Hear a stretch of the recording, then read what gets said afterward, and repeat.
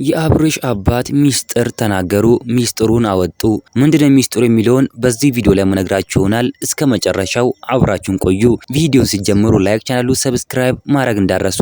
እንግዲህ የአብርሽ አባት ጋሽዬ ያሉትም በጣም በሚገርም ሁኔታ ማለት ነው አብርሽ አልተሻለውም፣ አብርሽ ትክክለኛ ሁኔታ ውስጥ አይደለም፣ ትክክለኛ መንገድ ላይ አይደለም ሲሉ ተናግሯል። ልጅየው ነገር ሆኖብኛል፣ ጸበልማ መውሰድ አለብኝ ሲሉም ተናግሯል። እውነትም ጸበል መውሰድ አለባቸው ወይን የሆነ ቦታ መውሰድ አለባቸው እንጂ እንደዚህማ መሆን የለበትም። አብርሽን እያየነው አጣነው። በጣም የሚደብር ነገር ነው። የአብርሽ አባት ጋሽዬም በጣም በመናደድና በመከፋት ልጄ ለምንድነው እንደዚህ ሆነው፣ ልጄ ለምንድነው እንደዚህ የሆነበት ሲሉ ተናግሯል። በፊት እኮ ጸባይኛ ነው፣ ምንም አይናገርም፣ ሰውን ራሱ አይነካም፣ አለባበሱም አቆራረጡም እንደዚህ አልነበረም። ዛሬ ግን አቆራረጡ፣ ጸጉር አቆራረጡ፣ አሰራሩ፣ ሹሩባ ተሰርቶብኝ መጣ፣ ልብስ አደራረጉ ራሱ የተለየ ሆኖብኛል ሲሉ ጋሽዬ የአብርሽ አባት ተናግረዋል። እንግዲህ ልጄ አይን ውስጥ ነው የገባው፣ የሰው አይን ውስጥ ነው የገባው፣ ለዚያም ነው እንደዚህ ሆነው። ደግሞ ጥንቆላ ምናምን የሚባል ነገርም አለ፣ እሱም ሊሆን ይችላል። ስለዚህ አብርሽን ይዤው በግድም እንኳን ጸበል መውሰድ አለብኝ ሲሉ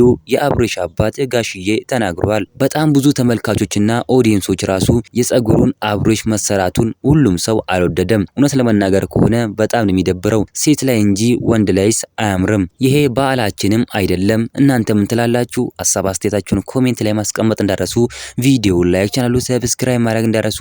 በሌላ ቪዲዮ እስከምንገናኝ ቸር ያቆየን።